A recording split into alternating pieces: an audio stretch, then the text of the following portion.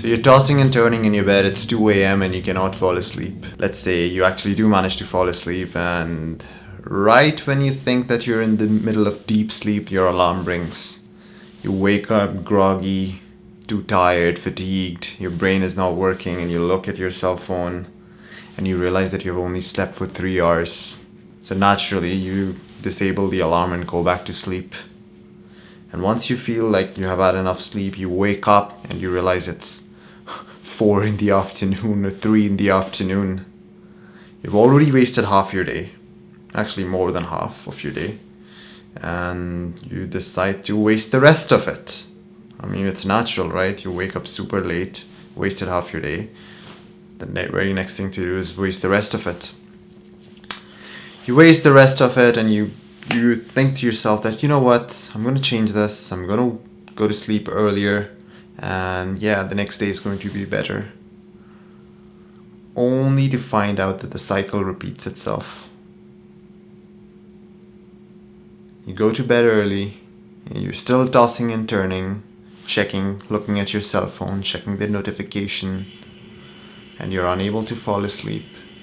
And the cycle, this vicious cycle, repeats itself. Look, I've been there. I have been there, and I completely relate to the situation. It's incredibly hard to fix your sleep schedule without the tools that I am about to give you. If you just try to hammer it out or just use raw motivation to get up and be in that groggy state of mind, it's going to be a painful existence for at least like a couple of weeks till your body naturally adjusts its circadian rhythm. But with these tools, you can just biohack yourself and get yourself fixed in a much shorter time frame. So the first tip that I'm going to talk about that greatly helped me improve my sleep schedule was getting enough sunlight throughout the day. So you need to firstly get sunlight as soon as you wake up. As soon as you wake up, you need to go outside for like a 5 to 10 minutes walk and get some sunlight, because sunlight is one of those things that adjusts your circadian rhythm. Like, think about the caveman days. Like, these guys did not have clocks, alarm clocks to wake them up, etc., etc. They had the sun. The sun was the thing that used to adjust their biological clocks when they felt energized, when they felt sleepy. So even to this day, our body, our nervous system relies on the sun to adjust our circadian rhythm. It doesn't know when you're supposed to be energized or when you're supposed to be feeling sleepy. You use the sun as the tool. So get up, get some sunlight, go for a 5 to 10 minute walk, and receive sunlight, plenty of sunlight throughout the day. What I personally do is, like, after every couple of hours, I go for like a quick 5-10 minute walk just to get some sunlight. There are a lot of other benefits, but one of the key benefits to sunlight is that it adjusts your circadian rhythm. And that is what you need to adjust in order to fix your sleep schedule. Also, if you want to know more about how sunlight actually fixes your circadian rhythm, you can watch one of Andrew Huberman's podcasts. They're all excellent. What I'm doing is just getting to the crux of the matter and giving you just the practical tools to do it. So if you live in a country where the sun doesn't come out hours after you wake up, like I live in one of those countries, Canada for example, sometimes the sun doesn't come out until like 7 a.m. or 8 a.m. and you're up at like 4 or 5 a.m. In that case, you can use like artificial light. That's the trick. Increase the brightness of your room, turn on all your lights. Also, there are like really, really bright lights that you can find on Amazon, which are just meant for this sunlight, which are just meant to mimic sunlight. Not to the same degree, of course, but they do the trick. They help you wake up early morning. I've been using one. So this is the one that I have been using. It's pretty cheap. I think it's like $30-$40, but it's really, really helpful. So tip number 2 is to, well, again, it's related to light. Dim all the lights of your room a couple of hours before you decide to fall asleep. Because once again, you need to let your body know that, hey, it's nighttime. We have to go to sleep, relax. Do not secrete any more cortisol or any more stress-causing hormones, or do not keep me awake. You need to tell your body what time it is. And the way you do it, the way you adjust your circadian rhythm, is by dimming away all the lights in your room. So I use like a lamp in my room. That's the only thing that's active. like 2 to 3 hours before I go to sleep. It emits yellow light, and very a yellow light of very low intensity. I suggest you get a lamp too, and 2 to 3 hours before your bedtime, switch off all your lights and just leave the lamp open. Additionally, in regards to your electronics, put them on yellow screen mode. I have that in my Android device. Let me check. It's called Eye Comfort Shield. I don't know what the iOS guys are using, but something like that really helps, because it's the bright white light that keeps you awake. And switching to yellow light is far better in keeping you well, not too active, I would say. So the next step has two components to it. It has a component of fasting, and it has a component of eating at regular times. Another thing that adjusts your circadian rhythm is the time when you eat. So you need to try and eat at the same time every single day. So that lets your body know, hey, this is now the time to do this activity and this activity. Its circadian rhythm is adjusted, its biological clock is adjusted. But if you eat at random times, you're just confusing your body. In regards to fasting, what I have personally realized is that when I am fasting for like 16 to 18 hours a day, my sleep quality is far better and I fall asleep much quicker. If I don't fast, it takes me a while, a bunch of tossing and turning before I actually hit sleep. But if I fast for 16 to 18 hours, then I fall asleep like much sooner, in like 1/3 or 1/4 of the time. Also, if you want to be like really aggressive about it, let's say your sleep schedule is like out of whack completely, it's like you're getting up at 2 p.m., 4 p.m., then I would suggest doing like one meal a day.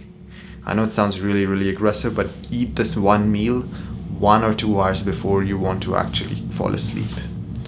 And once you do that, you will realize that boom, as soon as you consume the meal, it's like you will feel extremely sleepy. You can leverage this to, let's say, quickly fix your sleep schedule. But if you don't want to go through this aggressive route, you can do something like a 16 to 18 hour fast, and this might take like a couple of days, 2 to 3 days, and this would really fix your sleep schedule. Also, one of the benefits of using this fasting technique is that when you don't eat a lot of food, your body has to spend less energy to digest it. So for that duration, you can actually get away with having less sleep, because your body hasn't spent all that energy in just digesting the food in your sleep, right? It has now, let's say, more energy or more time to fix other areas, so you feel recovered even with shorter amounts of sleep durations. That is another way you can leverage fasting into fixing your sleep schedule. Tip number 4 is to avoid intense tasks prior to bed. And these could be like intense physical tasks like working out. Do not work out. Do not work out like an hour or two before bedtime. I think it will shoot your adrenaline up and you're gonna have a very hard time sleeping. It doesn't impact some people. If you're one of them, then okay, go ahead. But it does impact me. I realize that if I work out an hour or two before bedtime, it keeps me awake, tossing and turning, and it takes a while for my nervous system to actually relax. The same goes for cognitive work. Like, do not do something intense that will require a lot of cognitive ability just so that you're not awake later at night. I try to do all my cognitive work and all my intense physical work earlier on in the day, and I kind of switch off everything 2 to 3 hours before bedtime. I even put my phone on flight mode. I don't check my mail, I don't check my notifications, nothing, no intense cognitive work.